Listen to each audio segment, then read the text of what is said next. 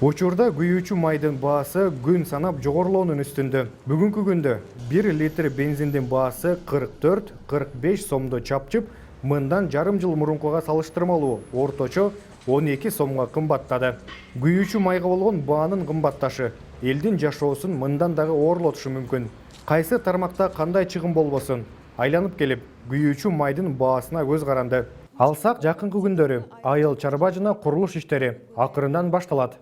Мындай учурда бензиндин кымбаттыгы кошумча чыгым алып келет. Демек, алар өндүргөн товардын наркынын жогорулашына шарт түзүлүп жатат. Бул тууралуу айыл чарбасын механизациялоо жана энергия менен камсыз кылуу департаментинин башчысы Нурлан Кожоголов билдирди. Күйүүчү майлоочу майлардын кымбатташы ошол механизациялаштырылган кызмат көрсөтүүнүн баасын кымбаттоого алып келет. Андан сырткары баардык транспорттук чыгымдар, андан сырткары башка айыл чарбасына керектеле турган товарлардын да баасын өсүшүнө алып келет. Бул албетте өндүрүлгөн айыл чарба продукциясынын өздүк наркынын кымбатташына алып келет.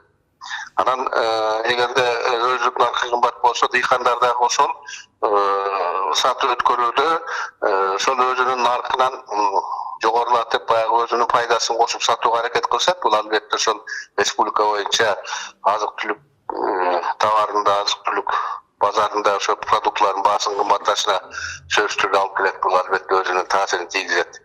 Ысык Ата райондук айыл чарба башкармалыгынын жетекчиси Турдубек Андашевдин айтымында, күйүүчү майдын кымбаттаганы дыйкандарга бир топ ыңгайсыздык жаратып жатат.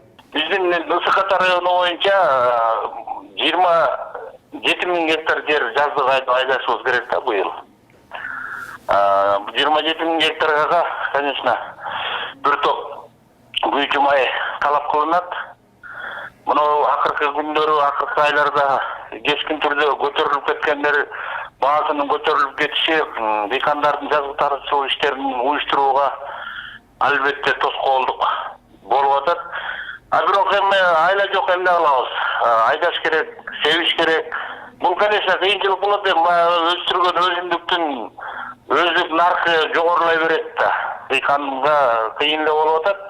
Бирок эмне кылабыз? Азыр өкмөттөн колунан келген жардамын, мына дотация деген бар, жакшы жүргөндөрдү дотация деп коет, мамлекет колдоо көрсөтүп 30%га арзаныраак кылып үрөөн таратып атабыз дыйкандарга. Бишкек шаарынын тургундары Автандил жана Эржан мырза бир нече жылдан бери маршруттук таксиде кызмат көрсөтүп келет. Майдын кымбаттаганы менен жол кире акысы мурдагы эле абалда деп билдиришти айдоочулар. Анысы деле өзү 10 сомдон ташсак, анан пенсионерлер 5 сомдон деп алар да көп чыгышат. Актабай деле калып атат да. Эми биздин маршрутта канча еще мындай эмелер бар, жанагы арендага айдаган айдоочулар. Алар уже таштап кетип атат уже. Россияга кетип атышат, башка мамлекеттерге кетип атышат. Эми себеби актабагандыктын эмеси. Эми биз деле чыдап турабыз, ана көтөрөт, мына көтөрөт деп баягында забастовка кылганда мындан 1-2 ай мурун забастовка кылдык элек. Ана чечебиз, мына чечебиз деп биз деле ошо үмүт үзүп баягы эң акыркы орусча айтмакчы надежда умирает последняя дегендей ошол үмүттөн отурабыз эми качан көтөрүлөт экен. Негизи эле жыл сайын эле ушул жазга, күзгө келгенде эле ушинтип солярканын кымбатташы өтө мындай таасир этет да. Карапайым калкка, ушундай иштеп жүргөн маршрутный таксидегилерге чынын айткандачы. Анан ушуга көңүл буруп, өкмөттүн мүчөлөрү колдон келишинче арзандатууга жардам берсе жакшы болмок да.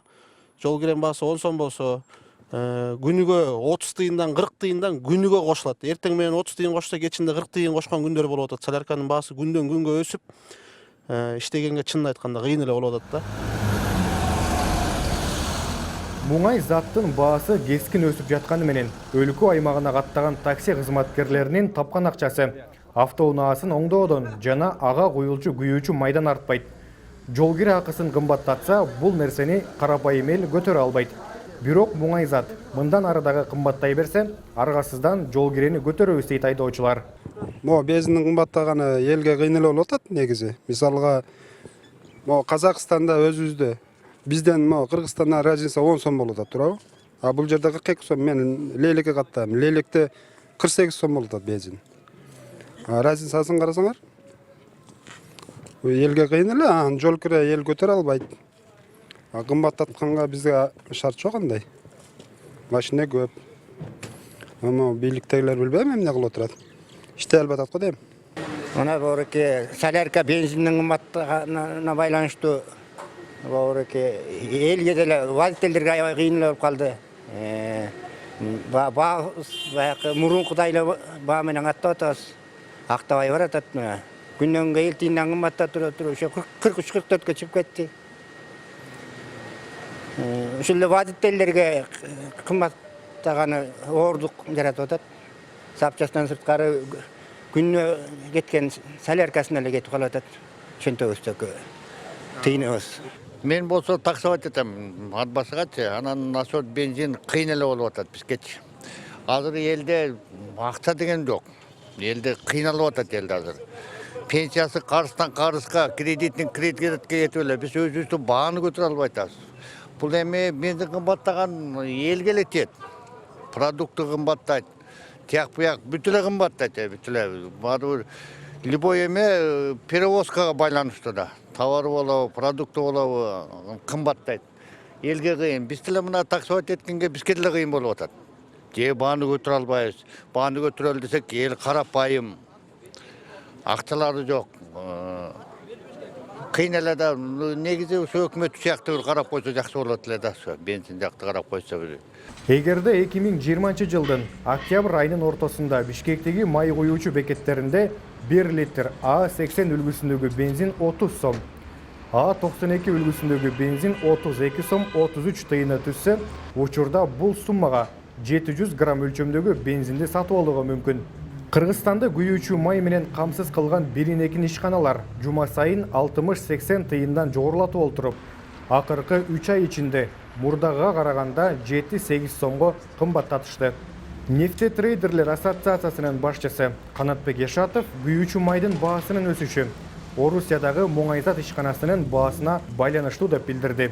Эң эле негизги себеп бул жыл башынан бери Россиядагы бизге жөнөткөн дүң баалардын баасын жогорулашы болуп атат. Дүң баалардын жогорулашы мисалы үчүн биз 1-мартка караганда пресс жыйын берип атканда дүң баалар 67%га жогорулаган болчу. Эгерде жыл башында $300 болсо 1 тонна бензин 1-мартка карата ал $500 ашкан болчу дагы жогорулаш 67%-ын тегерегинде болуп аткан. Бүгүнкү күндө $600 да ашты дагы 100%-дан ашып кетти. Ар жума сайын Россиядагы нефти кайраштыруу заводдор бааларды көтөрүп атат. Ошол биринчи негизги себеп. Ошондой эле күйүүчү майдын кымбатташы кыргыз сомунун баасынын түшүп кеткендигине байланыштуу экендигин кошумчалады. Бул учурда сырттан келген товарлардын дагы баасы кескин өсөөрүн айтты. Ошол негизги себептер, анан биздин ички себептин бири болгон бул биздин мына сомдун девальвациясы болуп атат да. Биздин улуттук өзүбүздүн сомубуздун долларга болгон девальвациясы болуп атат. Былтыркы жылдан бери 22%-ды түздү. Ал мына биздин кошуна мамлекеттер, СНГдагы мамлекеттердин эле эң жогорку көрсөткүчү болуп атат да. Мисалы үчүн биз өткөндө да салыштырып кеткенбиз. Былтыр аябай эле оор кырдаал Армения мамлекетинде болгон. Билесиздер, ал жакта баягындай согуштук конфликт болгон, экономика аябай чоң мындай катуу кыйналып, ушундай кырдаалда болуп атканда дагы алардын ошо девальвациясы болсо болгону 4% гана түзгөн да. А биздики болсо 22% деген. Бул деген эмнени билдирет? Ал бизге импорттолгон товарлардын баарын автоматтык түрдө кымбатташын билдирет. Анткени биздин билесиңер соода балансын карап көргөндө Кыргызстан болгону 20% гана товарларды өзү өндүрүп чыгарат. Өзүнүн керектөөсүнө жеткиликтүү.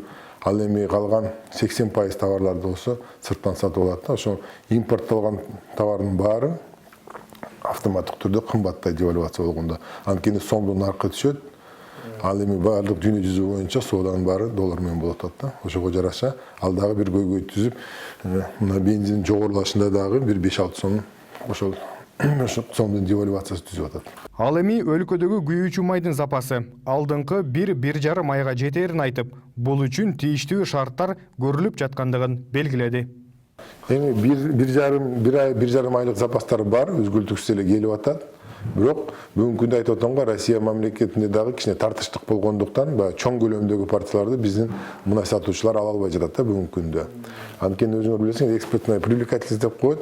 Европа жана Прибалтика мамлекеттери болсо бүгүнкү күндө бизге караганда дагы $100 көбүрөөк берип атат баасын. Анан алар Россиядагы нефть иштетүүчү заводдор аларга сатканга кызыктар болуп атат да.